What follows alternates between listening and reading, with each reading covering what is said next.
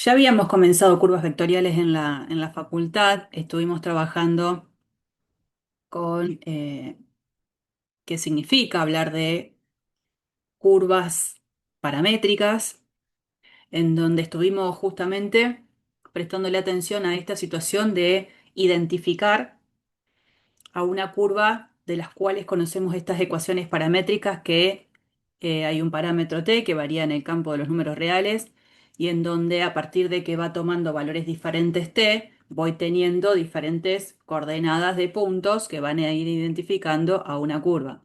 Entonces, en principio, cuando uno tiene que identificar qué curva es, uno apela a lo que conoce y a lo más básico que conoce, que es pensar en dar como lo que en cálculo uno llamábamos tabla de valores, ¿no es cierto? Que era, bueno, sé, identifico puntos seguros de paso de esta curva y después veo.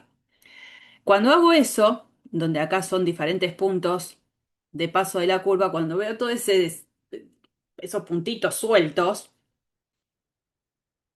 como que mucha ayuda no tengo. O sea, seguro la curva va a pasar por esos puntos, pero estoy como que también en la nada misma. Entonces la idea es ver si podemos identificar alguna ecuación en la cual a partir de una ecuación cartesiana donde esté la x y la y la t ya no esté más, vemos si podemos identificar a esta curva. Y bueno, fue lo que hicimos, particularmente estas dos ecuaciones, hay una de ellas en las cuales la t aparece lineal, entonces despejamos t de la segunda ecuación, reemplazamos en la primera y nos encontramos con que tenemos realmente una parábola de la cual esos puntos de paso son puntos de paso de esta parábola. El hecho de tener la ecuación cartesiana, que es la que tenemos acá abajo, nos indica cuál es la curva. El hecho de conocer la parametrización nos indica cómo esa curva se recorre, que estuvimos trabajando con un archivo de GeoGebra donde uno puede ir viendo cómo es el desarrollo de la creación de esta curva a medida que el parámetro t va tomando valores en aumento. Bueno, por supuesto que si yo a t lo restrinjo a un cierto rango de valores, puedo no tener la curva completa, como pasaba en este caso, que teníamos solo una parte de la curva. Después vimos otra curva que es bastante clásica, que es la que está parametrizada a partir de x igual a coseno de t, y igual a seno de t, y en este caso particular con una restricción en la presentación de t entre 0 y 2pi. Eh, Acá ya, si queríamos hacer el mismo juego anterior, no hay ninguna de las dos ecuaciones en donde la t aparezca lineal. Aparece siempre vinculada con alguna función trigonométrica, o seno o coseno. Y entonces lo que vimos es que lo que uno puede proponer es elevar al cuadrado cada una de esas ecuaciones, sumarlas y encontrarnos con una ecuación representante que sería esta, x cuadrado más y cuadrado igual a 1, donde yo esa ecuación la reconozco, sé que esta ecuación x cuadrado más y cuadrado igual a 1 representa una circunferencia centrada en el origen de radio 1 y lo que va a hacer esta parte de la parametrización es indicarme cómo yo estoy recorriendo a esa curva, que también lo vimos con un recurso de GeoGebra, que en este caso para t igual 0 estábamos acá y íbamos transitando la curva en este sentido, dando toda la vuelta completa, hasta que en t igual a 2pi llego al mismo lugar. En este caso, si yo dejo que t pertenezca a los números, pertenezca al conjunto de los números reales, lo que voy a ver es que voy a estar pasando una y otra vez a lo largo de la misma curva. O sea, voy a seguir haciendo todo este diseño una y otra vez, ¿no? Que no pasaba en la representación de la parábola que estuvimos viendo hace un ratito. Bueno, hasta ahí habíamos llegado. La idea es ahora continuar con la presentación de curvas que pueden estar, por supuesto, en el espacio. Si una curva ahora se mueve, la tengo que representar en el espacio, yo sé que todo punto sobre esa curva es un punto en R3. Todo punto en R3 tiene tres coordenadas. Entonces, en este caso ahora yo voy a tener a la curva dada donde X, y Z van a estar escritas en función de t. Habitualmente se pone f de t, g. Profe, Disculpa que te interrumpa. Hay un compañero me mandó si lo podías aceptar para... Ay, mira, gracias, porque había puesto una, nada, una barrita que tapaba a las solicitudes. Sí, sí, sí, acá hay dos. Gracias, Lauti. Ahí los estoy agregando. Pues sin querer. Bueno, entonces ahora una curva en el espacio está conformada por puntos en el espacio donde tanto la coordenada x y z van a estar escritas en función de t. Una de las cosas que les había dicho es común que escribamos x igual a f de t, y igual a g de t, z igual a h de t. Dependen de t tanto la x, la y como la z. Pero también es común, aunque acá no esté escrito, pero lo van a ver en los ejercicios, que la curva a veces la escribamos así. Conjunto de puntos donde x, y z sea x, x de t, y una y de t, y z, una z de t, con t en un cierto conjunto dominio de variación. Así que cualquiera de los dos estilos de presentación es común. Bien, presentado eso, ahora viene una formalidad. Vamos a hablar de lo que para nosotros va a ser una función vectorial. Entonces a la curva la vamos a ver como una representación gráfica de este nuevo estilo de funciones que vamos a estar trabajando a partir de ahora, que son las funciones vectoriales.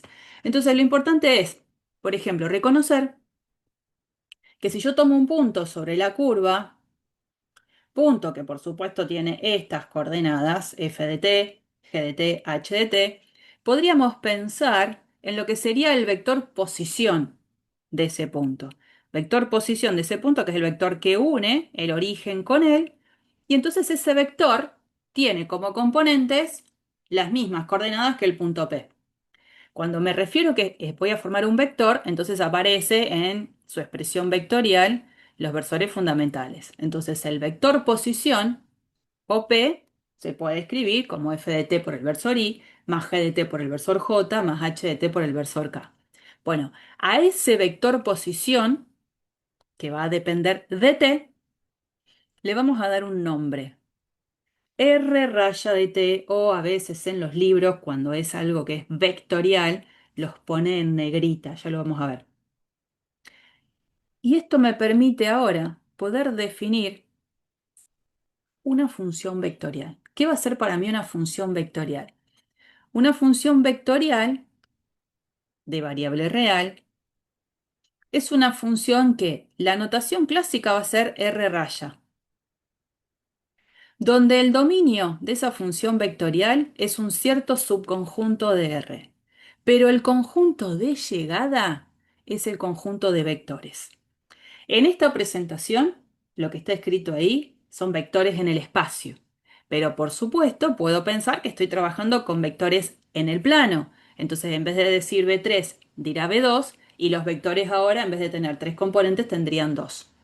Se hace la misma, se hace esa aclaración porque en realidad la definición es casi la misma esencia. Y bueno, es una función muy particular, ¿no? Yo tomo números de un cierto conjunto de contenido en R, y esa función vectorial R raya, ¿qué me devuelve? Un vector. ¿Qué vector? Bueno, el que escribiremos. Vamos a decir, el que escribimos como R raya de t igual a, bueno, lo que presentamos en la diapositiva anterior. F de t por i más g de t por j más h de t por k. Y como es un vector, ustedes saben que también existe esa otra forma de escribir al vector sin la necesidad de poner al i, al j y al k. Pero en este mundo, en este mundilio de funciones vectoriales, es muy común que para hablar de las componentes de esta función vectorial usemos estos piquitos, así, en vez de paréntesis. Porque nosotros estamos muy acostumbrados a usar paréntesis también al momento de hacer la anotación de un vector. Bueno, van a ver que en el steward, sobre todo que nosotros trabajamos los ejercicios que se presentan ahí, esa puede ser una presentación para las componentes de la función vectorial. Entonces, la idea es que esta función vectorial está compuesta en cada una de las componentes de este vector por funciones que son de las que nosotros trabajamos desde cálculo uno. Son funciones que se las llama escalares. Estas son funciones de las clásicas. El conjunto de las tres forma esta función nueva que es la función vectorial. Y como es una función, lo que vamos a tratar de hacer es ir haciendo este camino de construcción de todos los temas que fuimos viendo, no con tanta profundidad, por supuesto, que fuimos viendo desde cálculo uno hasta cálculo 2. Entonces, una de las primeras cosas que veíamos cuando nosotros estábamos iniciando cálculo uno era cálculo de dominio de una función. ¿Por qué? Porque a mí me daban la ley de una función y me decían, bueno, ahora quiero saber cuál es ese dominio natural de la función, cuando a mí el dominio no me lo daban. Entonces, hay veces que de una función a mí me dicen, mira, yo voy a trabajar con esta función en este cierto dominio. Y otras veces el dominio no me lo dan. Entonces, ¿yo qué tengo que interpretar? Que el dominio es el conjunto más amplio posible para el cual la función tiene sentido ser calculada. Bueno, acá, en este mundo de funciones vectoriales, también me pueden dar a mí la presentación de la ley de una función vectorial en donde yo tengo que interpretar que si no me están dando el dominio es el más amplio posible. Para que esta función tenga sentido, fíjense cuál es la idea. El numerito t va a estar en el dominio de la función r raya en la medida en la que cada una de estas funciones componentes yo la pueda evaluar en ese valor de t. Entonces, el numerito t, para que esté en el dominio de la función vectorial, tiene que simultáneamente estar en el dominio de la f, en el dominio de la g y en el dominio de la h. Por eso es que uno puede, naturalmente, darse cuenta que el dominio de la función vectorial se va a poder calcular como la intersección de los dominios de las funciones componentes.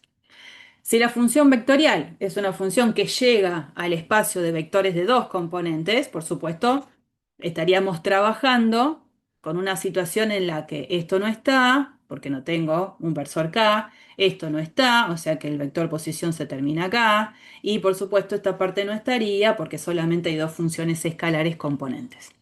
Es lo único, naturalmente pasaría eso. Bien, cuando uno después necesite pensar en el gráfico de una función vectorial, uno dice, pero, a ver, los elementos son números reales en el dominio, pero lo que yo tendría que estar identificando en la gráfica son flechas, porque son vectores. No, lo que vamos a hacer es esto, que cuando a mí me pidan dar una representación gráfica de esta función vectorial, de lo que me están hablando es de que represente la curva cuya ecuaciones paramétricas son estas: x igual a f de t, y igual a g de t, z igual a h de t, con t perteneciente a r. Perdón, a r no, al dominio. No sé cuál es el dominio, d. Entonces, eso significaría graficar una función vectorial, graficar la curva conformada por todos los puntos finales de esas flechas. ¿Eh? Es como las flechas marcan al vector posición del punto, solamente dibujo el punto. Bueno, dentro del mundo de funciones vectoriales, en las cuales tengo que estar representando la curva parametrizada a partir de las funciones escalares definidas en la función vectorial, aparece un ejemplo muy clásico. El ejemplo clásico es el ejemplo de la hélice circular.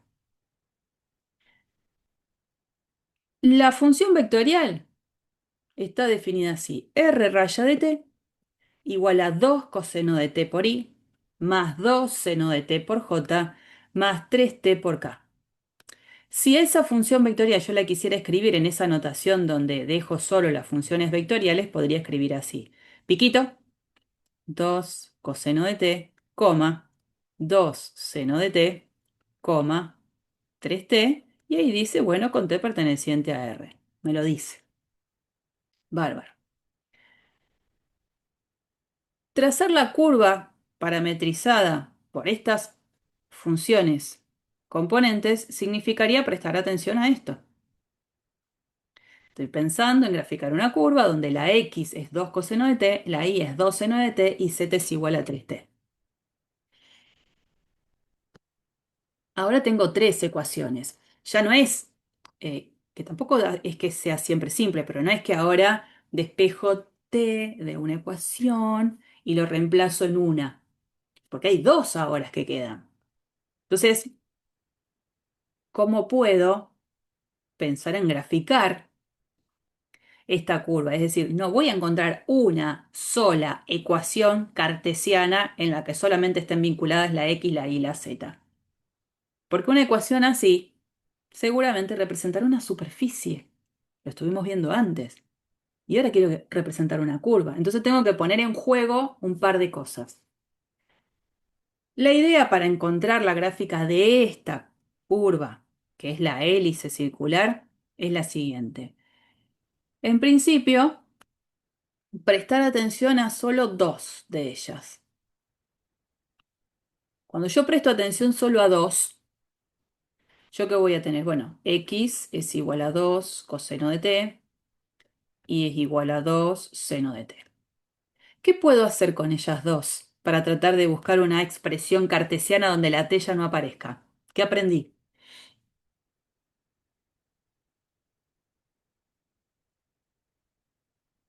Elevarlos al cuadrado.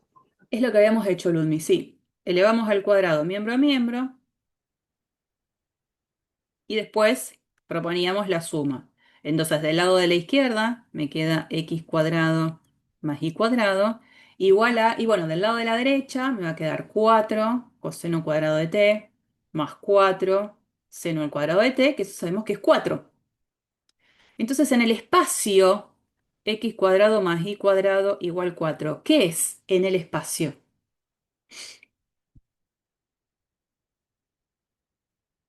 Espacio. Yo lo marco, probablemente no hayan estado viendo estas cosas porque estuvieron estudiando para el parcial y lo entiendo, pero a partir de ahora empiecen como a involucrarse un poco más. En el espacio, yo sé que tengo tres coordenadas. Y si esta ecuación no involucra a la coordenada z, es porque yo internamente sé que tengo que pensar eso, que es para todo z. En el espacio, x cuadrado más y cuadrado igual 4 representa un cilindro. Esto, en el espacio, es una superficie cilíndrica, donde la curva directriz puede ser pensada justamente en el plano XY como esta circunferencia y donde las generatrices son todas paralelas al eje Z. ¿Se acuerdan? El eje relacionado con la variable que justamente no aparece en la ecuación. Entonces la idea es, yo tendría el dibujo de un cilindro, ¿no? De radio 4 completo, completo, completo, completo, completo, infinito él.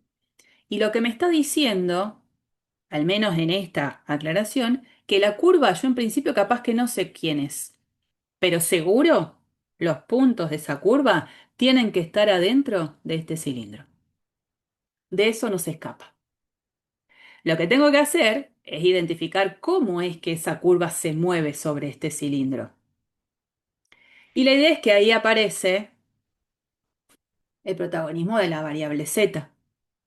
Porque si esta hubiese sido la representación paramétrica en R2, ¿qué hubiese representado? X igual a 2 coseno de t y igual a 2 seno de t. En R2, cuando el z no está, ¿qué representaba eso? ¿Qué tipo de curva? Una circunferencia. Sí, perfecto. Ahora resulta que aparece z en escena. Y ese z, entiendo que a medida que el valor de t va aumentando, z, como queda 3 por el valor de t, también va aumentando. Entonces la idea es que si bien las coordenadas x, y de todos los puntos de esta curva en el espacio van a estar dando vueltas sobre una circunferencia, el valor de z es el que la despega de esa circunferencia, porque z es cada vez más grande. Y entonces la idea es que yo puedo identificar que la curva es todo este resorte que va girando por acá. Y fíjense que cuando t varía de 0 a 2pi, pensando solamente en ese tramo de variación, lo que yo estaría generando en el plano XY sería una circunferencia completa. En el espacio, lo que veo es que esa circunferencia en realidad se va levantando porque el valor de z va en aumento. Entonces este punto de acá y este punto de acá, si yo los proyectara sobre el plano XY, quedarían en el mismo lugar. Entonces, a medida que el t va dando vueltas completas de 2pi, genera una vuelta completa sobre esta superficie cilíndrica y el punto final, cuando vuelvo a hacer una vuelta completa, cae en retrospectiva sobre los mismos otros dos puntos anteriores. O Bueno, sea, ese Z te dice, o sea, cuanto más grande ese Z, más estirada está como la sí, hélice. sí. En realidad es este numerito 3. Este numerito 3, cuanto más grande es, va a estar multiplicándote con un valor más grande, entonces ese resorte, esa hélice queda más estirada o va a quedar más comprimida si ese numerito ahora 3 pasó a ser 0,5, por ejemplo. O sea que va a dar muchas más vueltas. Sí, eso es. ¿Mm? Y por supuesto uno puede hacer la representación de este cilindro como lo estuvimos viendo en la clase pasada, dándole las ecuaciones a GeoGebra y que la dibuje. Lo que tengo que hacer es, lo único, pedirle a GeoGebra que lo haga en 3D. ¿Sí? Lo mismo que hicimos en clase, pero ahora con GeoGebra 3D. Bueno, esta es una clásica curva a representar, una hélice circular. Es circular, ¿por qué? Porque justamente si yo a toda la curva la proyecto sobre el plano XY, lo que voy a observar es una circunferencia. Ahora, pero tranquilamente, yo podría, en vez de poner 2 y 2 acá, poner números diferentes. Y en todo caso, lo que voy a tener es, por supuesto, una nueva hélice, pero proyectada sobre el plano XY. En este caso, me quedaría una elipse. En vez de ser circular, quedaría alrededor de una elipse. Bien, no quiero saturar con GeoGebra porque ahora voy a usarlo para otras cosas. Esto es importante, esta aclaración. Uno va trazando generalmente el recorrido de la curva con valores de t en aumento, ¿no? Uno toma un cierto valor t y lo va incrementando y va viendo cómo se va trazando la curva en cuestión. Bueno, a eso se le llama orientación positiva de la curva. O sea que la forma en la que se recorre la curva es positiva en la medida en que los valores de t que yo haya ido eligiendo hayan sido de manera creciente, van aumentando, que es lo que habitualmente hacemos, ¿no? Bien. Bueno, y acá tengo otra situación. Resulta que soy yo quien debería dar las ecuaciones paramétricas de una curva, que ahora lo que conozco es que la curva está dada como intersección de dos superficies. Ustedes, por ejemplo, han visto en álgebra y geometría el hecho de ver a una recta como intersección de dos planos. Bueno, la recta es la curva, los dos planos son esas dos superficies. Ahora lo que sucede es que las superficies en juego no van a ser siempre planos. Entonces, fíjense el ejemplo. Dice, considerar la curva determinada por la intersección entre la superficie cilíndrica x cuadrado más y cuadrado igual a 1 y la superficie plana z, perdón, y más z igual a 2. Yo podría, en el enunciado del ejercicio, no dar la información de superficie cilíndrica. Yo podría decir, considerar la curva determinada por la intersección entre la superficie x cuadrado más y cuadrado igual a 1 y la superficie y más z igual a 2. Quiero decir, uno puede evitar poner esta palabra y evitar poner esta palabra. porque se supone que yo puedo interpretar muy bien qué tipo de superficies son aquellas representadas por esas ecuaciones. Acá estamos dando todo como un poquito más llevadera el asunto. Entonces, bueno, considerar la curva que surge como intersección de esas dos superficies y lo que me pide es encontrar una función vectorial que describa la curva de intersección e indicar el sentido de recorrido de la curva asignado por la parametrización. Ajá. ¿Yo qué puedo hacer en principio? A ver, primero manualmente. No está mal, yo agarro y digo, bueno, a ver, en mis hojas hago el dibujito de las dos superficies. Pero si no, por supuesto, yo estoy estudiando, vengo acá y escribo x al cuadrado más y al cuadrado igual 1. Tengo el cilindro y después tengo el otro plano. Y más z igual 2. Perfecto. Esta sería la representación mía, porque acá tengo el eje X en rojo, el eje Y en verde, el eje Z en azul. Bueno, yo veo que hay ahí una curva de intersección, ¿no? Puedo pedir que me plantee la intersección y es más, GeoGebra, cuando yo hago eso, me plantea una posible parametrización, ya me la da y esto ya es una parametrización. Pero por supuesto, bueno, a GeoGebra le decimos gracias hasta ahí, ¿no? Como diciendo, yo lo que quería era la visualización en principio. Veo la curva. ¿Cómo la parametrizo? Y bueno, una posibilidad sería jugar con lo que yo ya estuve haciendo. Antes yo tenía ecuaciones, ¿se acuerdan en la hélice que veníamos acá? Donde la x y la y estaban escritas en función del parámetro t, elevábamos al cuadrado y nos encontrábamos con una ecuación que representaba un cilindro. Ahora el recorrido es al revés, me dan el cilindro. ¿Y por qué no puedo volver para atrás? ¿Por qué no puedo proponer que x sea igual a 1 coseno de t y sea igual a 1 seno de t? Si yo pongo eso solo, x cuadrado más y cuadrado igual a 1 en el espacio representaría a esta superficie. Lo que pasa es que hay un z dando vuelta.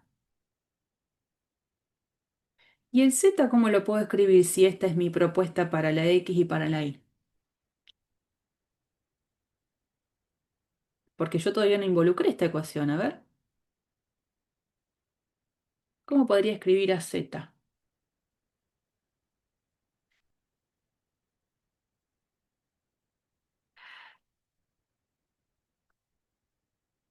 ¿Yo puedo escribir esto?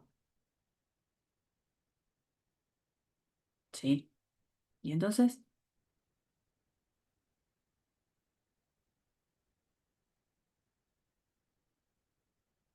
Podría hacer una sustitución. Bueno, o sea que escribo. 2 Dale. menos y reemplazo i por seno de t. Claro. Genial. Ahí tengo. Con t variando entre 0 y 2pi, me aseguro que doy toda una vuelta completa sobre ese cilindro, en la proyección, digamos, ¿no? Y el z que va cambiando en función de el i. Bueno, esas serían las ecuaciones paramétricas de la curva en cuestión.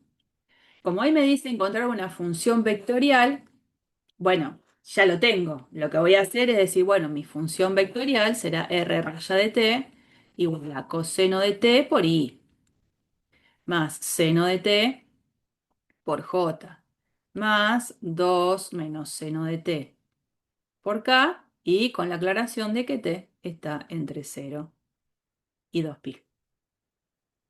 Bueno, eso es lo que nos vamos a encontrar en la propia diapositiva, donde esa es un poco la propuesta, ¿no? Coseno, seno, 2 menos seno, con t en este rango de variación. Después, una de las cosas que nos pedía era encontrar el sentido de recorrido de la curva. Bueno, sería interesante ir tomando valores de t en aumento, ¿no? Por ejemplo, para t igual 0, si yo reemplazo por t igual 0, me encuentro en el punto de coordenadas 1, 0, 2. Aumento el valor de t a un valor en el cual las funciones sean fáciles de calcular. Entonces el siguiente valor de t sería pi sobre 2. Cuando t es igual a pi sobre 2, el punto en el cual me encuentro es el 0, 1, 1. Entonces, ¿qué hice? De este puntito me moví a este, hice este recorrido. Bueno, aumento una vez más el valor de t como para tener la certeza hacia dónde me estoy moviendo. Cuando t es igual a pi, el punto en el que estoy es menos 1, 0, 2. Bueno, estoy haciendo este recorrido sobre la curva. Porque la parametrización, acuérdense, no es única sobre una curva. Yo puedo dar diferentes parametrizaciones que lo que va a cambiar no es la curva final. Lo que va a cambiar es la forma en la cual yo a la curva la recorro. Puedo recorrerla más rápido, más despacio. eh, es eso lo que cambia. No hay, y lo dijimos, no hay una única parametrización de una curva. Pueden existir infinitas parametrizaciones de una misma curva. Cada una tiene una característica que es que me define cómo se recorre la curva. ¿Está bien? Así que, en general, como uno trabaja con ejemplos bastante clásicos, puede ser que al lanzarles a ustedes una curva y les pido que la parametricen, es muy probable que todos usen casi el mismo tipo de parametrización. Pero no es una obligación, digamos. Podrían encontrar parametrizaciones diferentes y estarían fantásticas todas. Bueno, les decía, con esta función vectorial vamos a transitar un camino de trabajar los conceptos que veníamos haciendo desde cálculo 1 para las clásicas funciones que trabajábamos. Ahora aparecen estas. Entonces dijimos, ¿qué es lo primero que me preguntaban de una función? El dominio. Lo segundo que me podían pedir de una función era hacer la gráfica. Y yo en cálculo 1 aprendí a hacer gráficas porque me enseñaron a correrlas, tanto horizontal como verticalmente, me enseñaron a deformarlas en cuanto a estirarla o a comprimirla. Y una vez que pasaba esa etapa, venía la etapa de límite. Entonces, vamos a definir lo que es para nosotros el concepto de límite de una función vectorial. Cuando hablemos de calcular el límite a una función vectorial, de alguna manera tengo que usar los conceptos que yo conozco, que son de funciones clásicas de una variable. Entonces, cuando yo tengo una función vectorial de la cual conozco sus componentes, plantear el límite cuando t tiende a de esa función vectorial va a significar calcular el límite cuando t tiende a de cada una de las funciones escalares que conforman esta función vectorial. Y cuando caigo en cada uno de estos mundos, esto es como caer en cálculo 1, porque en cada una de las componentes volví a estar en cálculo 1. O puedo estar en cálculo 2 cuando tenga la posibilidad de calcular un límite a partir del L'Hopital, por ejemplo. Si hay alguna indeterminación 0 sobre 0 o infinito sobre infinito, L'Hopital me da una mano. ¿Mm? Eh, Acá les quería remarcar, como esto es captura del libro del Stewart, el Stewart, ¿qué es lo que hace? Como lo hace en la mayoría de los libros. Cuando se trabaja con una función vectorial o con algo vectorial, es que aparece esta expresión que es negrita. ¿Se dan cuenta? Entonces lo que aparece con esa notación negrita para el libro es un vector. Encima lo pone no en cursiva, ¿no? Entonces también eso es llamativo. Cuando yo trabaje en el pizarrón o cuando quiero escribir algo acá, siempre digo, voy a ponerle la rayita arriba porque no voy a estar 3 horas haciendo esto para que quede negrita y que todo el mundo se dé cuenta de que estoy hablando de una función vectorial. Entonces, ¿qué hago? Así. Así que muchas veces van a encontrar o negrita porque son capturas del propio libro o R raya porque es algo que escribí yo. Hecha esa aclaración, bueno, ejemplo. Si a mí me piden para esta función vectorial calcular el límite cuando t tiende a 0, voy a trasladarle el problema del cálculo del límite cuando t tiende a cero a cada una de las funciones componentes. Entonces calcularé el límite cuando t tiende a cero de esto y de esto. Los tres límites particularmente se van a poder calcular por reemplazo directo y el resultado que obtengo es un vector nuevamente, ¿no? Esto es un vector, no es un número. Si, como dice acá, ¿no? El límite va a existir en la medida en que existan los límites de las funciones componentes. Si alguna de estas funciones componentes llegara a tener el problema de no existir el límite planteado, bueno, desde el momento en que una me presenta un problema, el problema lo hereda la función vectorial. Para que exista el límite de la función vectorial, necesito que sí o sí exista cada uno de estos límites. Con que uno no exista, hace que el límite de la función vectorial planteada no exista. ¿Mm? Bueno, y después del límite, en cálculo 1, ¿qué concepto venía con fuerza? Derivadas. Antes, entre límite y derivada. Continuidad. Continuidad. Continuidad. Bueno, acá también vamos a trabajar con el concepto de continuidad. Bueno, pero va a ser una extensión natural. Para que nosotros trabajemos con una función vectorial y ella resulte continua, la definición que va a decir es casi un copiar y pegar de lo que yo conozco. Para que una función sea continua, una función vectorial sea continua en A, ¿qué va a tener que suceder? Que el límite cuando t tiende a de la función vectorial va a tener que ser igual a la función vectorial evaluada en ese numerito A. O sea que como yo recién vi que para calcular el límite de una función vectorial tengo que calcular el límite de las funciones componentes y para que esto suceda, evidentemente voy a poder concluir lo siguiente. La función vectorial va a ser continua en A si y solo si sus funciones componentes, la f, la g y la h, tienen que ser continuas en el número A. Así que ahí tenemos la definición de continuidad de una función vectorial. Ahora sí, pasamos por límite, pasamos por continuidad, ahora viene derivada. Y con la derivada vamos a encontrarnos que también vamos a tener una interpretación geométrica de esta situación. En principio,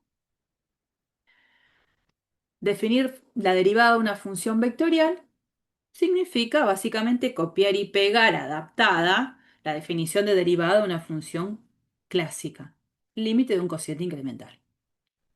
Entonces acá vamos a definir a la función R', la función derivada de una función vectorial, como aquella función evaluada en un t que me devuelve el límite de este cociente incremental.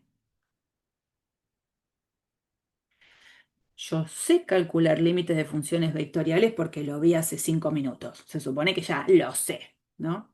Entre comillas. Límite del cociente incremental, ¿qué me dice? Y límite cuando h tiende a cero de r raya en t más h, o sea, esto es un vector, menos r raya de t, esto es otro vector. Y acá este h es un número. Cuando yo calcule este límite, en el caso de que exista y porque voy a hacer límite por funciones componentes, toda esta expresión final, todo esto, ¿qué me va a devolver? ¿Un vector o un número?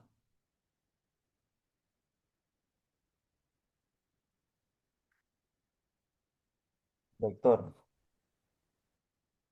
Vector, porque tengo vector arriba menos vector, vector dividido número, vector. Esto es un gran vector. O sea que la derivada de la función r raya, que la denominamos r', también es una función vectorial. ¿Ven? Esto también es una función vectorial, el resultado de ese límite del cociente incremental. Por supuesto, cada vez que nosotros definimos algo en relación a un límite, va a estar definido siempre y cuando el límite exista. Si el límite no existe, no existirá la derivada en el punto tal. Bueno, vamos a chusmear un poquito, vamos a desmembrar un poquito esa definición para tratar de darle una interpretación al vector resultado del límite del cociente incremental. Tenemos R raya de t la función vectorial con la que yo comienzo. Entonces, ¿qué voy a hacer en el cociente incremental? R raya en t más h menos R raya en t. Ajá. Entonces vamos al dibujo. Yo tengo una curva dibujada, fantástico, que es esta, y R de t sabemos que no es más que el vector posición del punto que tiene como coordenadas las mismas componentes que la función vectorial. Entonces, vamos a posicionar a este punto P, del cual se conoce que acá tengo R raya de t. R raya de t. Acá.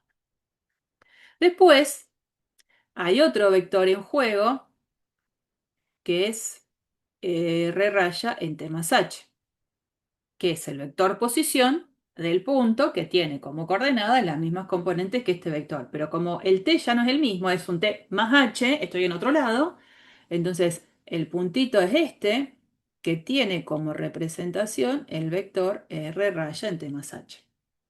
Hacer la resta entre estos dos vectores me da un nuevo vector, que es el vector que une justamente P con Q, en ese sentido, ¿no? Entonces, este vector sería este, de acá. Bien, yo a esta diferencia la voy a dividir por h. H es un número que va a tender a cero, pero ese número puede ser o positivo o negativo, tendiendo a cero, pero puede ser o más grande que cero o más chico que cero.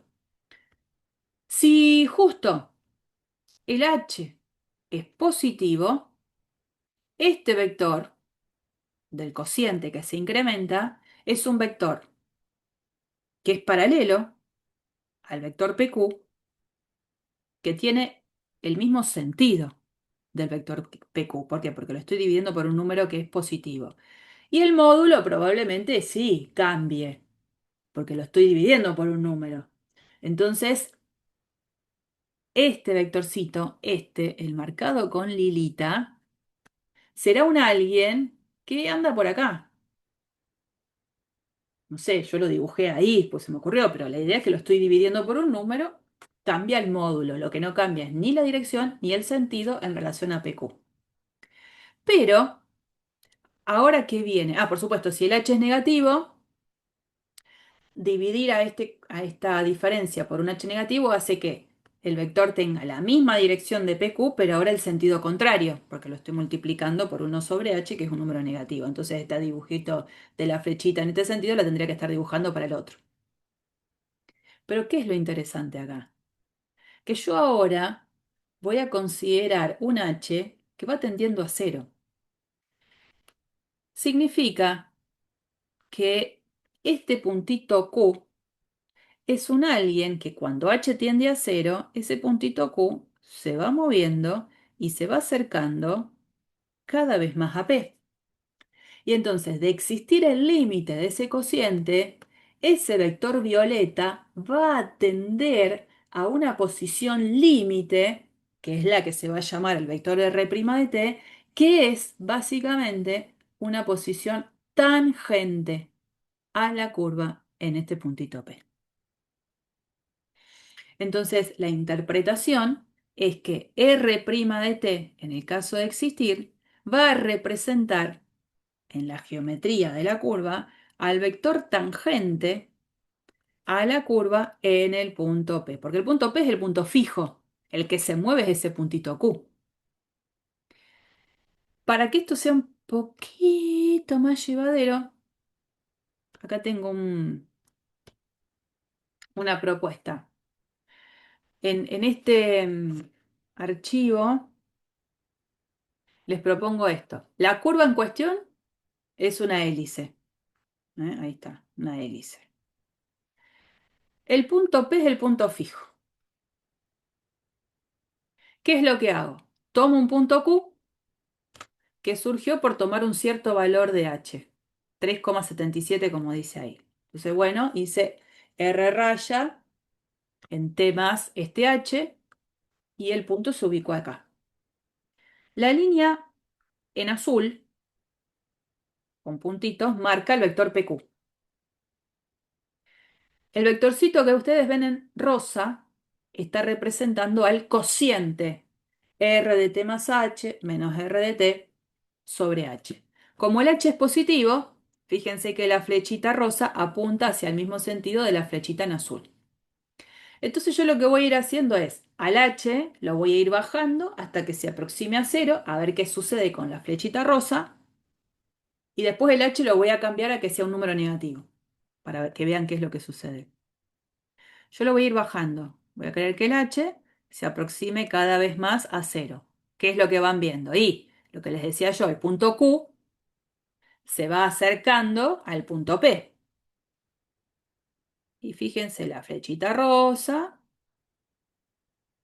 va teniendo la misma dirección y sentido que la flecha en azul, pero cuando el punto Q se aproxima, porque el H va tendiendo a cero, fíjense lo que pasa con la flechita rosa, ¿no? Va tendiendo, ahí no sé a dónde va a llegar, ahí. Claro, le pongo H igual 0 y no lo puede calcular, pero ahí, apenitas. H 0,03, el punto Q está muy, muy cerquita de P. Fíjense que esta flechita rosa tiende a una posición límite, ¿no? Venía así, venía, venía, venía, venía, venía, venía. En algún momento tiene esa posición límite. Un poquito más, capaz que puedo ir. Sí, hasta ahí. Posición límite. Ahora voy a tomar valores de H negativo, para que vean. Me vengo para acá. H menos 1,5. Tengo el puntito P, el puntito Q, el vector PQ y por supuesto, como yo ahora a R de T más H menos R de T lo estoy dividiendo por H que es negativo, mantiene la misma dirección de la flecha azul, pero ahora la flechita rosa tiene sentido contrario. Entonces ahora, ¿yo qué voy a hacer con ese H? Lo voy a ir aumentando de tal manera que se acerque a cero. ¿No? Fíjense cómo van cambiando las disposiciones, pero la flecha rosa, ves que es la que va surgiendo por este cociente, va tendiendo otra vez a la misma posición límite que tendía cuando me acercaba hacia cero con H, pero con valores que eran positivos. Bueno, esa posición límite es la que estaría representando al vector tangente a la curva. Y esta curva que yo puse acá con línea de puntitos, medio amarillita o naranjita, no sé, estaría representando lo que nosotros después vamos a llamar recta tangente a la curva en el punto. Una recta que pasa por el punto en cuestión y que tiene como vector dirección el vector R'. ¿Mm? Este puntito, ahí. Bueno, eso es un poco la idea, dar un poquito más de dinamismo a esas cuentas donde uno va observando realmente el origen de esa flecha que es la que va a tender a la posición tangente. ¿Mm? Bien, entonces bueno, cuando ese vector R' de t sea distinto del vector nulo, puede tener una R' igual al vector nulo, entonces no hablaríamos de recta tangente, pero cuando ese vector R' de t no sea el vector nulo, vamos a poder hablar de vector tangente a la curva y ese vector es el que me va a dar la dirección a seguir. Entonces, cuando yo esté sobre una curva, tengo la curva, me paro en el puntito, lo que yo sé es que acá voy a tener R'. Este puntito, por supuesto, es un punto que ha surgido porque ese puntito de acá es f de t, g de t, h de t para un cierto valor de t. Entonces el R' lo voy a calcular en el mismo t.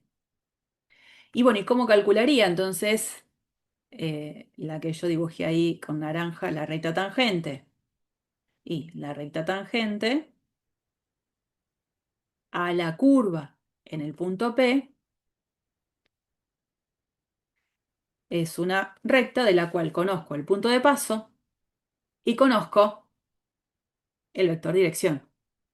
Entonces escribiría X y Z, la recta dada en forma paramétrica, punto de paso, F, vamos a ponerle T sub 0 para no ponerle T que parece que es variable, G en T0, H en T0, más, y ahora tendría que dar las componentes de este vector en T sub 0. Bueno, las componentes de ese vector son las que surgen en la siguiente publicación. Se puede probar, que eso es algo que está en el libro y les pido que lo vean desde ahí, que cuando yo tengo una función vectorial con sus correspondientes funciones escalares componentes, calcular R' de t lo voy a poder hacer a partir de calcular la derivada de cada una de sus funciones componentes. Tan simple como eso. Entonces, cuando yo quiero dar las ecuaciones paramétricas de la recta tangente a la curva, yo sé que ahora lo que tengo que dar es un parámetro, lo llamo mu, para no llamarlo t, donde mu después va a pertenecer a r, y las componentes del vector dirección, ¿quiénes van a ser? Y f' en el puntito t sub 0, g' en t sub 0 y h' en t sub 0. Así que esa sería una forma de encontrar la recta tangente a la curva en un punto específico que me paro cuando t vale t sub 0. ¿Mm? Trataría de no usar t, pero para no marearme con el t que se usa habitualmente para la función vectorial, y yo haría otro nombre, el parámetro. Yo le puse mu, pónganle alfa, beta. Si no se confunden, pónganle t. No habría historia para eso. Y también existe la posibilidad de hablar de lo que sería el vector tangente a la curva unitario, ¿no? Si alguien usa la expresión de vector tangente unitario a la curva, la notación habitualmente es T mayúscula, que no es más que al vector tangente dividirlo por su módulo, para convertirlo en unitario, en versor. ¿Mm? Bueno, insisto con esto. Que puedan ver la demostración del libro, está allí. En algún momento vamos a focalizar en otras demostraciones, por eso no lo quiero hacer acá, pero es entendible. Calcular R', dijimos que era calcular el límite del cociente incremental.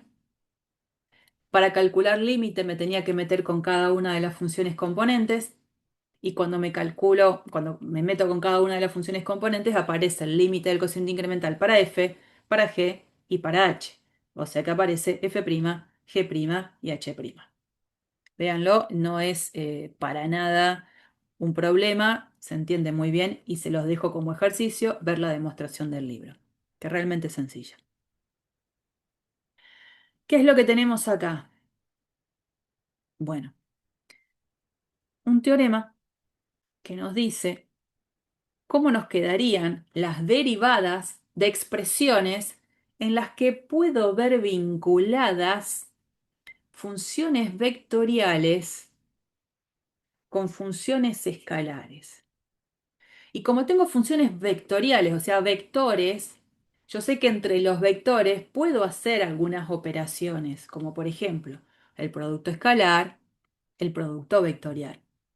Y entonces aparecen estas combinaciones posibles, que son las que están expuestas en este teorema, que son estas 6, en la que vamos a prestar atención a estas reglas de derivación cuando empiezo a hacer producto de funciones que algunas serán escalares y otras serán vectoriales. Bueno, vamos a verlo, ¿no? Primera propiedad, No es con producto, es con suma. Acuérdense, esto que es negrita, vectorial. Esta que está en cursiva y no en negrita, función de valores reales, las clásicas.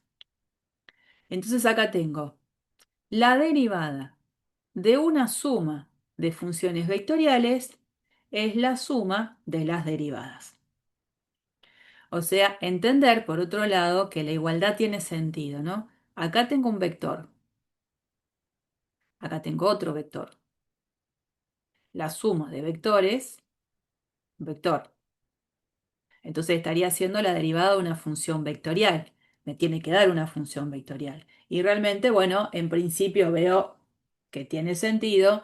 Acá tengo un vector, acá tengo un vector y la suma también me da vector.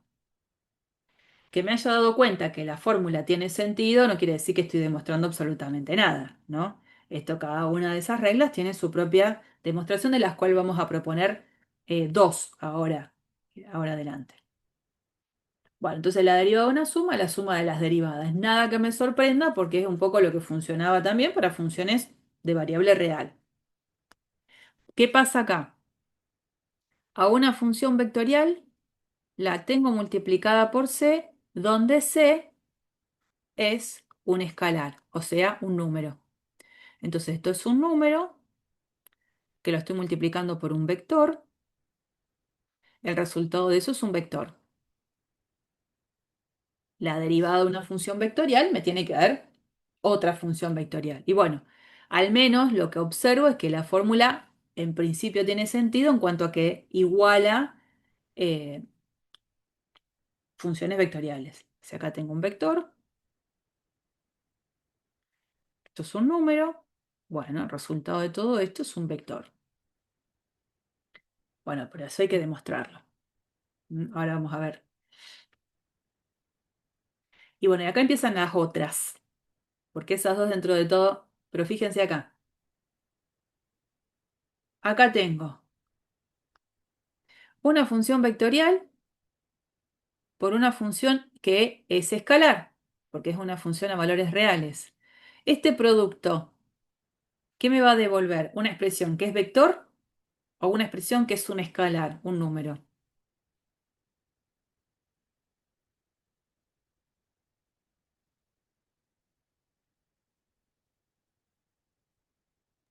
Perdón, profe, ¿puede repetir? Decía, f de t es una función escalar, lo dice acá. Una función a valores reales, f de t me devuelve números. U de t es una función vectorial, que quiere decir me devuelve vectores. Entonces, cuando yo hago el producto de estas dos expresiones, ¿qué me devuelve esto? Una suma de vectores Una suma de vectores. La palabra suma no sé de dónde vendrá. de lo que queda ya como resultado. Es un vector, ¿no? Esto es un vector. Entonces, tengo que tener el cuidado de que lo que quede del lado de la derecha, como estoy derivando una expresión vectorial, me tiene que dar una función vectorial. Bueno, pero fíjense que más allá de eso, que está bien, el lado de la derecha, todo esto va a ser un vector. La derivada de este producto, donde uso funciones de especies diferentes, una es una función escalar y la otra es una función vectorial, se rige por la fórmula conocida de la derivada de un producto, en cuanto que yo diría es la derivada del primero por el segundo sin derivar más el primero por la derivada del segundo. Solo que estoy derivando funciones de diferente especie en cada una de esas partes de la fórmula. Acá yo hago la derivada del primero por el segundo sin derivar. Y esta es la derivada de una función escalar. Después sigue la fórmula. El primero sin derivar por la derivada del segundo. Sí, pero la derivada del segundo es la derivada de una función vectorial. O sea, la regla es la misma, pero tengo que tener cuidado que dependiendo de dónde estoy, es qué tipo de función derivo. Vamos al día el 4. En el 4, acá yo no sé cómo hacían ustedes en álgebra y geometría, el producto escalar y el producto vectorial. ¿Cómo con qué notación lo usaban? ¿Con qué simbología? El El escalar con... escalar con un punto, El escalar con un punto y el vectorial, como un piquito para arriba. así, Sí. ese. Claro, Bueno, yo el escalar con una cruz. por eso pregunto, vos con una cruz y este sí con el piquito.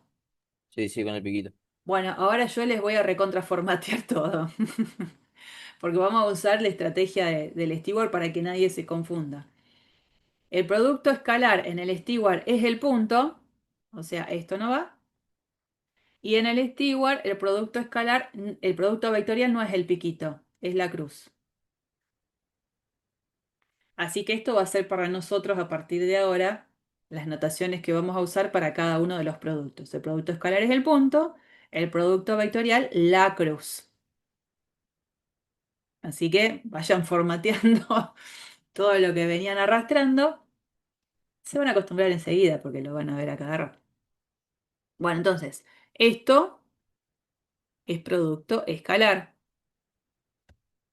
El producto escalar entre dos vectores, ¿qué me devuelve? ¿Algo de qué especie?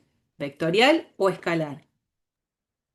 Escalar. Claro, un poco el nombre es por eso, ¿no? Bien, entonces fíjense que derivar un producto escalar entre funciones vectoriales se rige por la fórmula otra vez de la derivada del producto clásica, pero acá tengo que adaptar la palabra producto, porque acá esto es así. Es la derivada del primero. Uno diría por el segundo. Sí, pero ¿qué por? Escalar. O sea, la derivada del primero, escalar el segundo, más el primero, escalar la derivada del segundo. Tengo que ir adaptando lo que yo conozco a los productos especiales que aparecen acá. En la propiedad 5, algo similar. Ahora tengo dos funciones vectoriales que están involucradas con un producto vectorial. Entonces el resultado de eso es un vector. Bueno, pero yo tengo que derivarlo a este producto vectorial. Y otra vez, la regla derivada del primero por el segundo sin derivar, más el primero por la derivada del segundo. Pero cuando digo por, ahora tengo que decir vectorial. Es la derivada del primero vectorial, el segundo, más el primero vectorial, la derivada del segundo. Ese cuentito lo tengo que cambiar así. Y en el último caso de esta propiedad 6, fíjense que acá tengo una composición. Es la función vectorial evaluada no en t, sino en f de t, porque tiene que estar evaluada en algo que también sea escalar, porque la función vectorial se evalúa en números. Pero ¿quién es el número ahora? F de t. Hay una composición. Entonces en la composición uno que diría ahí, la derivada de la de afuera evaluada de la de adentro por la derivada de la de adentro. Bueno, se rige por lo mismo. Fíjense, salvo el orden, es la derivada de la función vectorial evaluada en la de adentro por la derivada de la de adentro. Y ese por es el por común de número por vector. No es ni este, no es ni este por, ni es este por. Es el por clásico, número por vector. Bueno, esas reglas, vamos a ver que podemos intentar demostrar al menos dos de ellas de una manera simple, porque no es complicado. Fíjense que cuando yo ya demostrado, ¿no? Del libro, que si yo tengo que hacer R' de t, el vector que obtengo es f' de t, g' de t, h' de t. Cuando quiero demostrar, por ejemplo, la propiedad 2, donde tenía que derivar un vector o una función vectorial por un número, fíjense cómo paso a paso uno llega a la fórmula sin hacer demasiadas cosas extrañas. La función vectorial, esta, que la llama así, ¿quién es? f de t, g de t, h de t. Perfecto. Vector multiplicado por una constante. ¿Qué hace la constante? Y yo ya lo sé de álgebra y geometría. La constante pasa a multiplicar a cada una de las componentes de ese vector. Fantástico. Todavía no derivé nada. Ahora sí, cuando tengo que derivar una función vectorial, uso esta fórmula. Tengo que derivar a cada una de las funciones componentes. Entonces, cuando yo derivo, esta primera componente es clásica, la derivada de una función por un número, que es el número por la derivada de la función. Cuando derivo esta parte, lo mismo, c por g'. Cuando derivo esta parte, lo mismo, c por h'. Y cuando veo todo este vector, digo, pero cada una de las componentes tiene a c multiplicándola a cada una de las componentes, entonces puedo sacar el c afuera y puedo reescribir la escritura de esta forma. O sea, eso es tener c por lo que yo hubiese encontrado al calcular el vector u' de t. Y ahí se verifica la igualdad. La derivada de c por la función vectorial es c por la derivada de la función vectorial. Vamos a hacer una que es como antipática, pero por la cantidad de subíndices, de numeritos, pero no es difícil. Vamos a demostrar que la derivada del producto escalar entre las dos funciones vectoriales cumplía la fórmula conocida. La derivada del primero escalar el segundo más el primero escalar la derivada del segundo. Esto es como haciendo paso a paso y por componentes. Si a mí me plantean calcular la derivada de un producto escalar entre vectores, yo sé hacer el producto escalar entre vectores. Se hace el producto de las componentes homólogas y se suma. Bueno, entonces la primera función vectorial la vamos a denominar con componentes F1, H1, G1, H1. La segunda función vectorial con los subíndices en 2. Entonces, ¿qué hacemos? Todavía no calculo ninguna derivada, ¿no? Realizo el producto escalar. Entonces, el producto escalar, yo sé que es todo esto. F sub 1 de t por F sub 2 de t más G sub 1 de t por G sub 2 de t más H1 de t por H2 de t. Bien, todo esto que está acá es toda una función escalar. Esto es de cálculo 1. Función de una variable por función de otra variable. O sea, cálculo 1. ¿Cómo se calcula la derivada de esa expresión? Y, primero, voy derivando cada uno de los elementos en la suma, pero encima cada uno de los elementos de la suma está vinculado con un producto. Así que la derivada de este primer término, derivada del primero por el segundo sin derivar, más el primero por la derivada del segundo. Ahí va. La derivada de este, otra vez, la derivada del primero por el segundo sin derivar, más el primero por la derivada del segundo. Y el que queda, que es este, lo mismo, derivada del primero por el segundo sin derivar, más el primero por la derivada del segundo. Tenemos todos esos términos. ¿Qué hacemos? Los metemos en una ensaladera, los revolvemos un poco y los acomodamos. Porque ahora son todos términos. ¿De cuántos tenemos? 6. 1, 2, 3, 4, 5, 6. Los reacomodamos. Fíjense quién aparece. A ver. Este aparece acá. Este es el que aparece acá. Y este, H1' por H2 es el que aparece acá. Los que quedaron sin marcar son los que están puestos acá a continuación. F1 de t, F sub 2', este, con este. Pues este aparece acá. Y este no marcado aparece acá. ¿Y por qué los ordeno así? Porque fíjense que esta cuenta roja se puede pensar como el resultado del producto escalar entre dos vectores donde las componentes están elegidas muy apropiadamente. Si yo formo el vector F1', G1', H1' y formo el vector F2, G2, H2, este T está de más ahí. Si yo hago el producto escalar, me devuelve todo lo que está acá arriba. Y lo mismo, esto es mirarlo con dulzura y con tranquilidad, ¿no? Esta suma de tres vectores, esa suma de tres números, se puede pensar astutamente como el resultado de un producto escalar entre dos vectores donde las componentes están elegidas apropiadamente, ¿no? Si yo me formo el vector F1, G1, H1 y hago el producto escalar con F2', G2', H2', ese producto escalar me devuelve eso.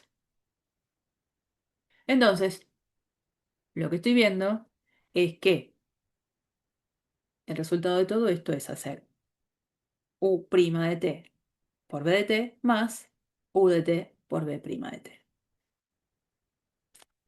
Tiene eso que visualmente es medio como chocante por la cantidad de términos subíndice, pero no es una cuestión difícil.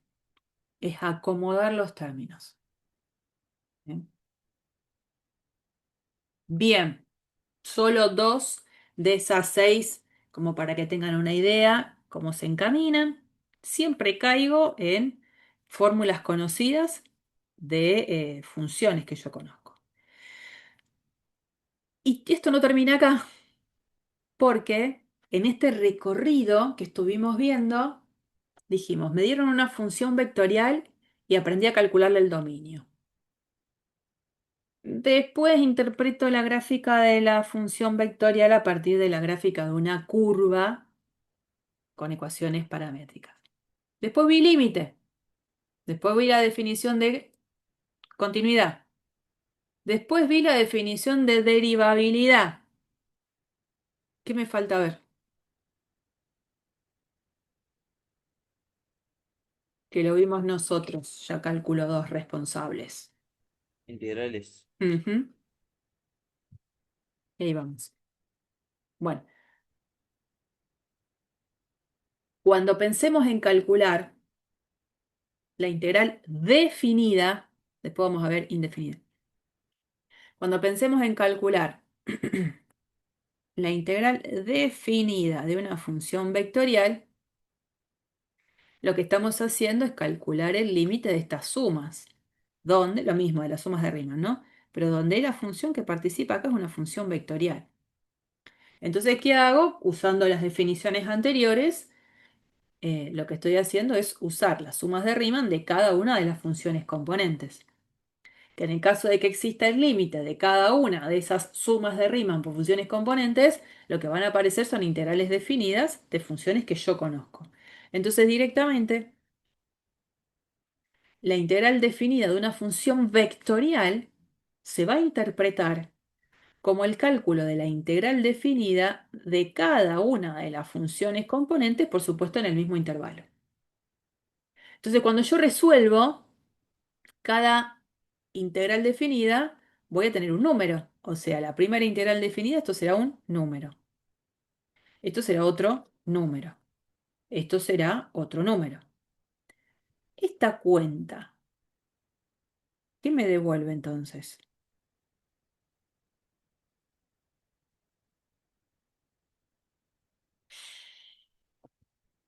Tengo dos opciones. O me devuelve un número o me devuelve un vector. ¿Qué me devuelve?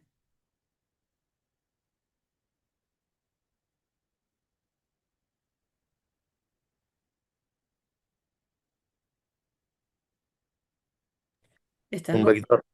o un vector. Porque es número por el versor i más número por el versor j más número por el versor k. Todo eso me devuelve un vector. ¿Mm? Y a ver, la otra plaquita. Vamos a un ejemplo para ver cómo funciona esto. Si a mí me piden, porque ahí la definición fue para integral definida, ¿no? Pero pensemos en la situación de tener que calcular una integral indefinida. Con el ejemplo se va a entender, creo, un poquito mejor. Si a mí me piden hacer la integral indefinida de esta función, lo que voy a hacer es calcular la integral indefinida de cada una de las funciones componentes.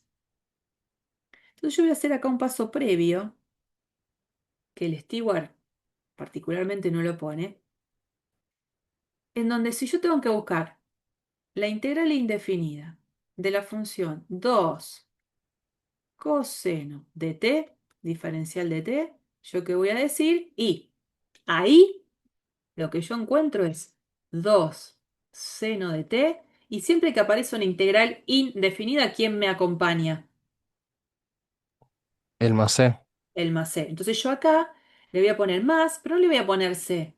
Le voy a poner c sub 1, entendiendo que es el c que aparece en la primera componente. Todo eso por i. Después más, porque ahora tengo que resolver esta otra integral indefinida. Bueno, paréntesis. Voy a poner menos coseno de t más la constante arbitraria. Bueno, la voy a llamar c sub 2, ya que es la que aparece en la segunda componente. Más, y acá, t cuadrado, primitiva de 2t, más una constante arbitraria que la llamaré c sub 3. Y todo por k. Entonces, si yo separo esto un poco, tendría lo siguiente. Sería 2 seno de t por i más c sub 1 por i. Estoy distribuyendo. Sigo. Menos coseno de t por j más c sub 2 por j. Más t cuadrado por k más c sub 3 por k. Y entonces acá miro 2 seno de t por i menos coseno de t por j más t cuadrado por k. Lo que quedó sin marcar, que lo voy a marcar ahora con el color lila, más C1 por I, más C2 por J, más C3 por K. Si yo escribo eso, C1 por I, más C2 por J, más C3 por K, C1, C2 y C3 son constantes arbitrarias cualesquiera. Entonces lo que quedó acá es un vector conformado por constantes arbitrarias reales. Entonces se puede todo esto escribir como un gran vector C, vector de constantes arbitrarias, que quién es el que se pone acá. Ese C no es un C número, ese C es un vector de números, donde cada una de las componentes es una constante arbitraria.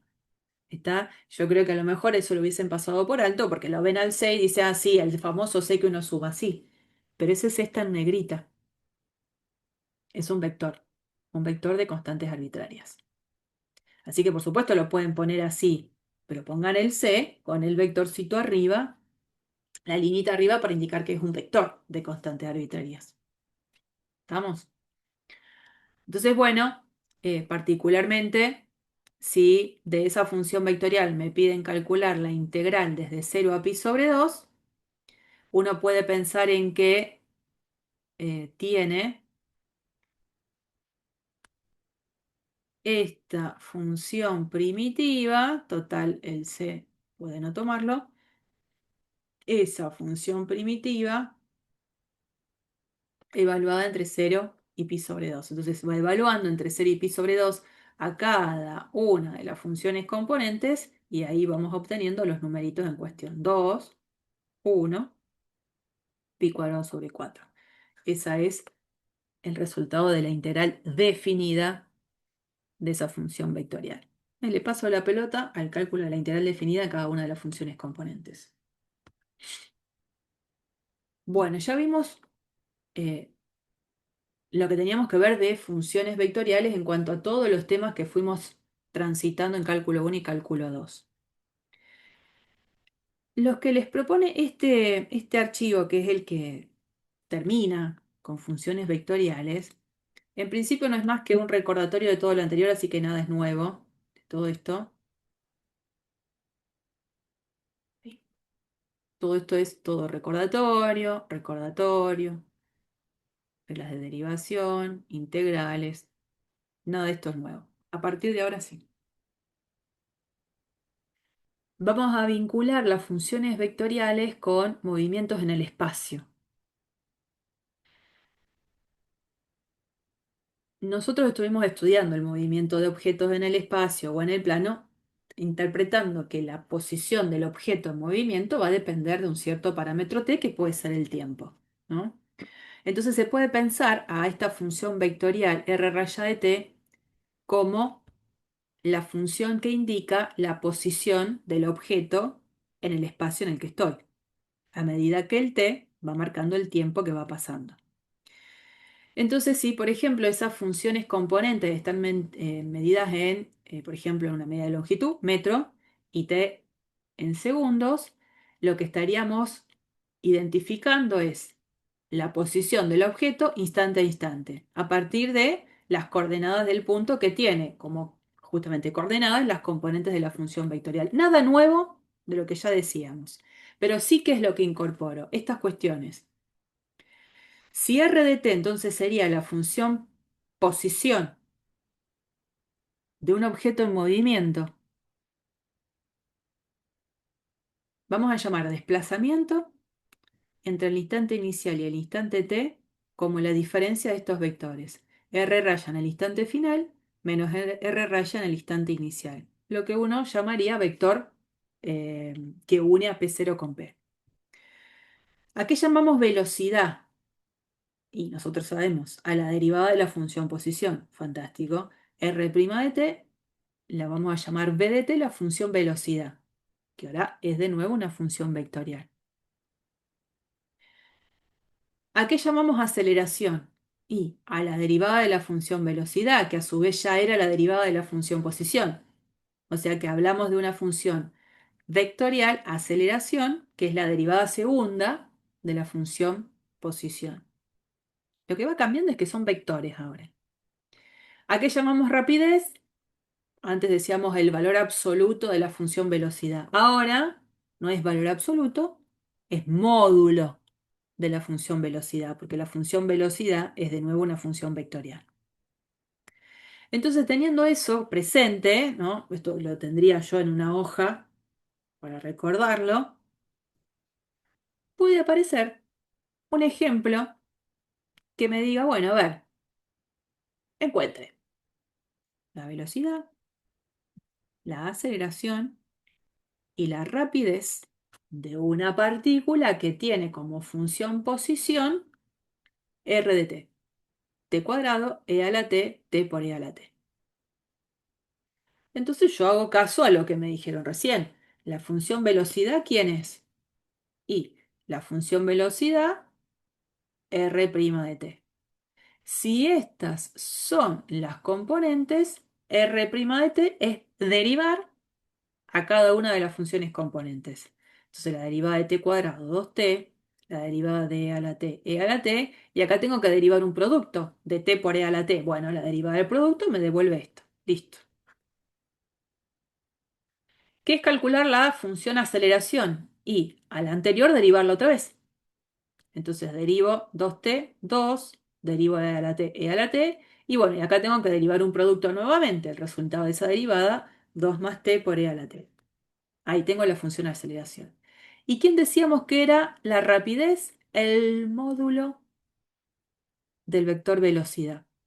Entonces, si el vector velocidad es este, el módulo de ese vector es la raíz cuadrada de la suma de sus componentes al cuadrado. Entonces, el cuadrado de 2t, 4t cuadrado. El cuadrado de e a la t, e a la 2t. Y bueno, y el cuadrado de esto, cuadrado de este producto. Muchas veces, y voy ahora a referirme a esta figura que acompaña, nos piden que en un dibujo sobre la curva, en un punto en particular, dibujemos a estos dos vectores. Entonces, lo que no va a ser fácil es dibujar la curva. Bueno, justamente estamos dibujando o estamos dando el dibujo de la curva. La curva es la que está representada acá en negrita. La podríamos poner en GeoGebra para ver cómo queda. Parametrizada. X igual T cuadrado, Y igual a E a la T, Z igual a T por E a la T. Bueno, ya está. La curva está dibujada. La tenemos. Lo voy a sacar a lo que hice porque se ve feo. La curva en negrita. Y ahora particularmente me dicen, quiero que te posiciones en T igual a 1 y que calcules el vector velocidad y el vector aceleración. Entonces, primero, en t igual a 1, necesito saber dónde estoy en la curva. Entonces, el punto va a ser el que surja de reemplazar en la función vectorial t igual 1. Entonces, si reemplazo t igual 1, me queda 1 al cuadrado 1, e a la 1 e, y acá 1 por e a la 1, otra vez e. El puntito está acá, es el puntito P. Ahora tendría que calcular el vector velocidad en 1. Bueno, para t igual a 1, v en 1, ¿quién va a ser para mí? De la expresión que tengo acá, reemplazo t por 1. Entonces, si reemplazo por 1, me queda 2 por 1, 2, e a la 1, e. Y si reemplazo t por 1, me queda 1 más 1, 2, por e a la 1, 2e. Bueno, ese vector, ¿cómo lo voy a dibujar? Lo voy a dibujar de tal manera que el punto de comienzo del vector coincida con el punto P en el cual estoy sobre la curva. Porque si yo dibujo este vector habitualmente en GeoGebra, ¿qué hago? O lo hacían ustedes. El dibujo del vector es habitualmente con punto de comienzo, el origen. Es eso. Bueno, la idea es no dibujarlo acá, sino a él trasladarlo a que el punto del comienzo coincida con el punto P sobre la curva. Porque cuando lo hago, me voy a dar cuenta que realmente este vector es tangente a la curva en ese punto. Y bueno, y así como para t igual a 1 me pedían calcular el vector velocidad, bueno, me van a pedir calcular el vector aceleración. Otra vez, de la función aceleración que la tengo acá, reemplazo a t por 1 y me va a quedar, bueno, 2, que es constante, e a la 1e, y acá ahora me va a quedar 3 por e a la 1, 3 a la e, que es el dibujito que tenemos acá. Que habitualmente apunta ese vector hacia donde la curva tiende a justamente hacer esa curvatura, a girar. Pero bueno, lo importante es reconocer la interpretación geométrica de este vector. El vector velocidad, que es el vector R', vector tangente a la curva. Tiene que ser tangente a la curva. Y eso, ¿no? Marcar que muchas veces en los dibujos no lo dibujamos al vector con comienzo en el origen de coordenadas, sino que lo trasladamos para que comience su dibujo al punto de la curva en el cual me voy parando. No es complicado, a veces es esta la parte complicada, de dibujar la curva. Cuando la curva sea un poco complicada, el dibujo de la curva será dado. ¿Mm?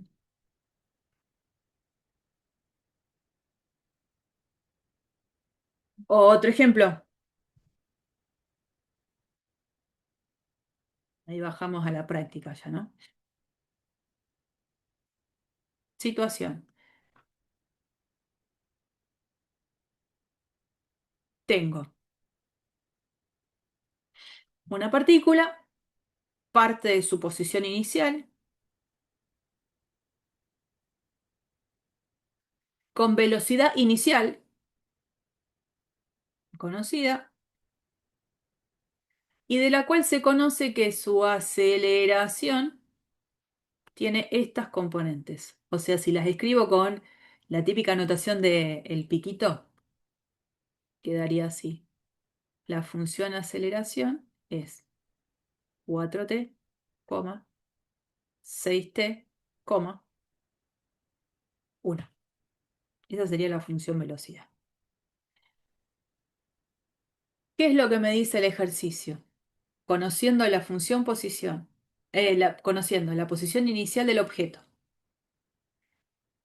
la velocidad inicial del objeto Y conociendo la función aceleración, me pide que vuelva para atrás, que calcule su velocidad y su posición. O sea, me pide calcular quién es v de t y me pide calcular la función posición r raya de t. Entonces, cuando el proceso es el inverso, yo conozco la aceleración y tengo que conocer la función velocidad y la función posición, lo que tengo que hacer es antiderivar, ¿no? Búsqueda de primitivas. Y bueno, eso es lo que vamos a plantear en la resolución del ejercicio.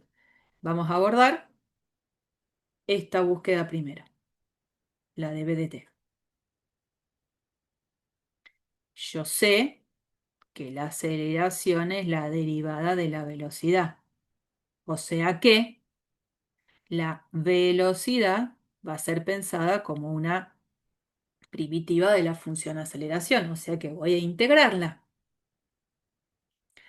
Recién decíamos, ¿cómo se integra? Integro componente a componente. Fantástico. Integro 4t, 2t cuadrado.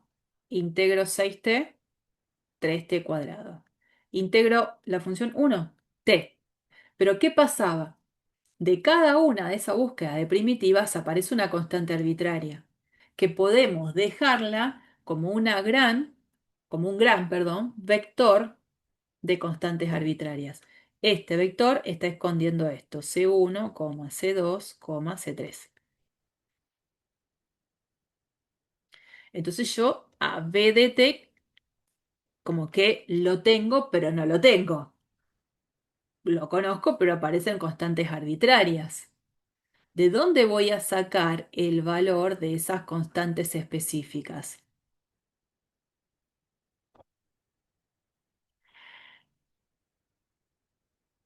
Ese vector de constantes tendrá que salir porque conozco algún dato adicional. ¿Cuál es el dato adicional que conozco? Este, que la función velocidad en t igual 0 tiene que ser el vector de componentes 1, menos 1, 1. ¿No? Entonces, cuando yo digo que b en 0 tiene que ser el vector 1, menos 1, 1, porque es el dato que yo tengo acá, digo, por otro lado, sé que tiene que salir de esta expresión. Entonces, ¿qué pongo? 2, 0 al cuadrado, coma, no más, coma. 3, 0 al cuadrado, coma. 0 más el vector de constantes arbitrarias. Por supuesto, como todo esto se va anulando, lo que queda es que ese vector de constantes arbitrarias que tiene estas componentes C1, C2 y C3 es este vector, el 1, menos 1, 1. Bueno, entonces vamos a ver acá abajo. Ahora sí, conozco a BDT completo. Era todo lo que yo ya sabía y ahora esa C, que no es una constante arbitraria, tiene que ser esta. 1 menos 1, 1. 1 menos 1, 1. Pero para que no aparezca el versor I dos veces, el versor J dos veces y el versor K dos veces, juntamos todo lo que sea con versor I, lo que sea con versor J, lo que sea con versor K. Entonces, en el versor I, ¿qué aparece ahí? En el versor I, junto y me queda 2t cuadrado más 1, lo que está acá. En el versor J, y bueno, acá aparece el versor J, acá aparece el versor J. Lo junto. 3t cuadrado menos 1 por el versor J. Y el que queda, con K y con K, saco el K y me queda t más 1 por K. Es ir acomodando las componentes del vector en juego, de a poco. Ya conozco B de t. A B de t ya lo conocemos, o sea que esto ya está. ¿Qué hago para tratar de conocer R de t? Volvé a integrar eso al VT que vos sacaste. Tengo que volver a integrar ahora esta función, es como un volver a empezar. Y va a quedar un vector de constantes arbitrarias, porque es volver a integrar. ¿Y cómo voy a conocer las componentes del vector ese arbitrario que me queda de constante arbitraria? ¿Quién me va a ayudar? Por el RS que te da. Por este que me dan acá. Así es. Como conozco la función posición en un instante concreto, bueno, eso lo voy a usar a mi favor. Así que es un poco repetitivo, lo que no significa que no tengan que tener cuidado, ¿no es cierto? Por las dudas, ya sabemos entonces que el vector velocidad sale de hacer la derivada del vector posición. Bueno, entonces el vector posición integral de la función velocidad. Integramos cada uno de los términos y fíjense otra vez el mismo jueguito, ¿no? Voy integrando acá, 2 tercios t cubo más t. Ahí tendría que aparecer una constante arbitraria. ¿Qué hago? No la hago aparecer en cada una de las componentes porque después aparece la constante arbitraria que la llamamos d. Pero bueno, vamos integrando cada uno de las funciones componentes. Y esa constante arbitraria de R tiene que llamarse sí o sí distinto a la de B. No, no tiene por qué llamarse Ah, distinto. ok. No, yo lo que propongo es que se llame distinto porque para no generar conflictos, porque uno cuando hace un ejercicio, a lo mejor le tocaron el timbre, fue a hacerse un mate, vuelve y dice, otra vez aparece la C. Ah, es la misma anterior y hace un D. Nada, un desequilibrio cualquiera. Aconsejamos cambiarle el nombre a la constante para realmente ver que es una constante arbitraria que surge de una nueva integral indefinida. Ahora, yo estoy súper comprometido y no me voy a confundir, puede usarse, no habría problema. Consejo no. Entonces, bueno, insisto, esta es un vector de constantes de sub uno, de sub 2, de sub 3, ¿no? Bueno, condición inicial. Si t es igual a cero, tiene que pasar que la condición inicial creo que era esta, ¿no? 1, 0, 0. R raya en 0. Bueno, de proponer esa condición, ¿no? R raya en 0, poniendo t igual 0 acá, nos queda que el vector de constantes va a coincidir justo con esto. Y esta es la presentación de la función vectorial que marca la trayectoria de esta partícula, creo que era. Bueno, integramos para atrás varias veces y tenemos la función posición. Yo voy a hacer una cosa ahora. Les voy a proponer el ejercicio que mañana vamos a tomar. No tomar, a considerar, no va a haber una prueba. Vamos a considerar este ejercicio, lo vamos a trabajar, lo terminamos y empezamos con unidad 4. Pero les quería compartir un GeoGebra que puede ayudar a la visualización. El ejemplo marca esto. Está desarrollado en el libro, o sea, lo que vamos a ir poniendo acá está en el libro. Pero esta es la situación. Un proyectil se dispara con un ángulo de elevación alfa y velocidad inicial de cero. ¿Qué quiere decir? Que este ángulo será un cierto ángulo y la velocidad la conozco. Está disparado con un cierto ángulo y con un cierto valor en su velocidad.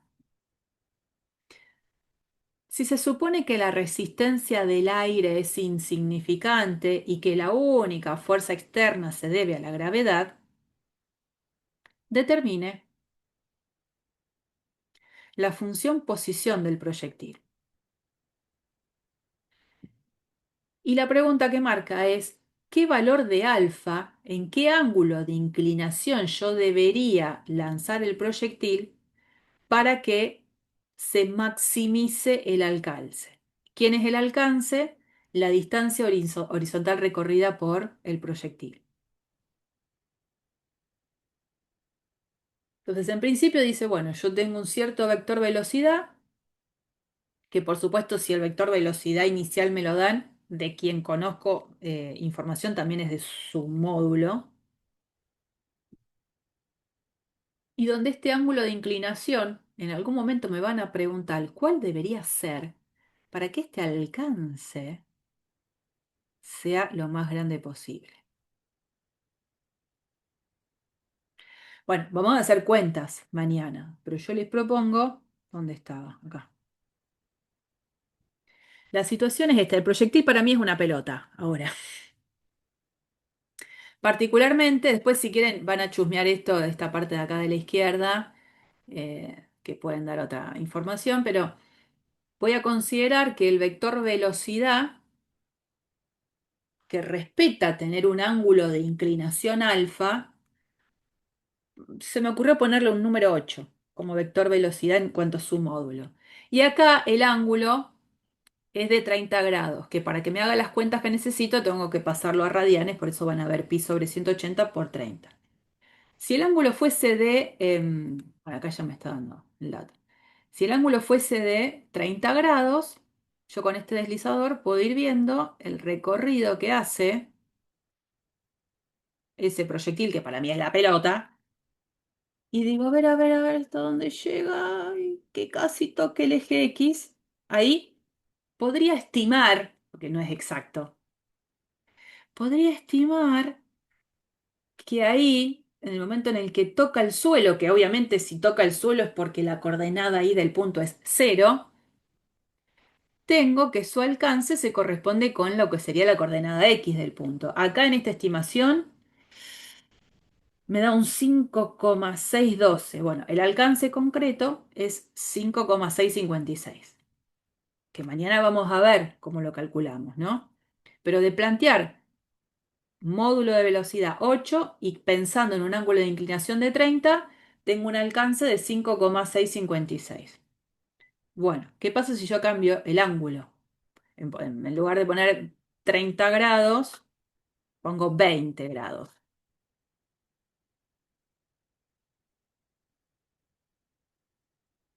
Fíjense ahí, el alcance es menor, me dio menor que antes.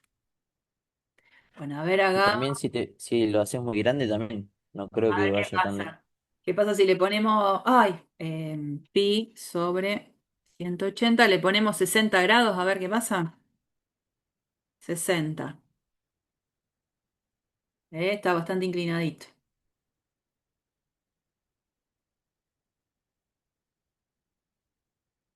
Ahí me quedó. Bueno, un poquito antes. Ahí, sí, mira, igual que antes, 5,656. ¿No? 5,656. ¿Lo ponemos un poquito más elevado? ¿Un 70? A ver qué pasa.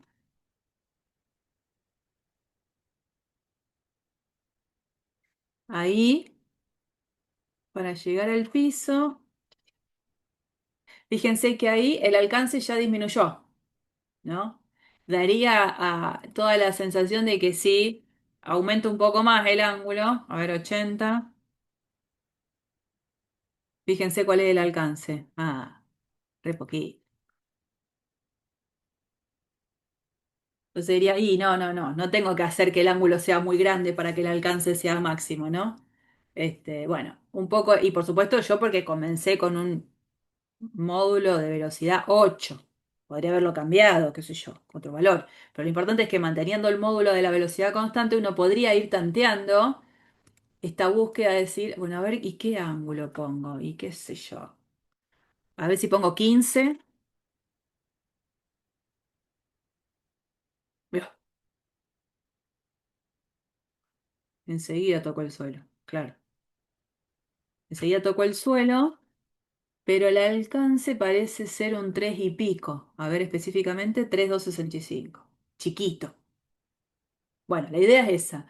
contestar, no de esta manera, porque esta manera sería de explorar la situación, contestar como corresponde en cuanto a cuentas, cuál es el ángulo de inclinación para tener el alcance máximo. Y eso es lo que vamos a ver mañana, por supuesto, previo a buscar quién es la función posición de este proyectil, bueno, la pelota en este caso que yo estoy lanzando. ¿Está bien? Pero lo dejamos para mañana.